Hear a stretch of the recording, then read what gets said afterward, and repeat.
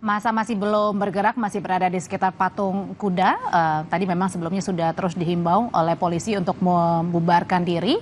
Biasanya kalau sudah persuasi, kemudian polisi mengatakan kepada para demonstran untuk membubarkan diri, biasanya ketika massa tetap berdiri berada di sekitar area demonstrasi, maka akan ada tindakan selanjutnya yang dilakukan oleh polisi untuk bisa membubarkan massa karena memang waktunya sudah melewati batas. Tapi juga memang sebenarnya dari kemarin aksi tolak efisiensi anggaran ini masih terus disuarakan dan besok juga diperbolehkan kembali jika memang ada yang melakukan aksi demonstrasi. Salah satunya adalah dengan menekankan kepada menolak adanya efisiensi anggaran yang berdampak kepada beberapa hal, salah satunya soal kesehatan termasuk juga dengan pendidikan.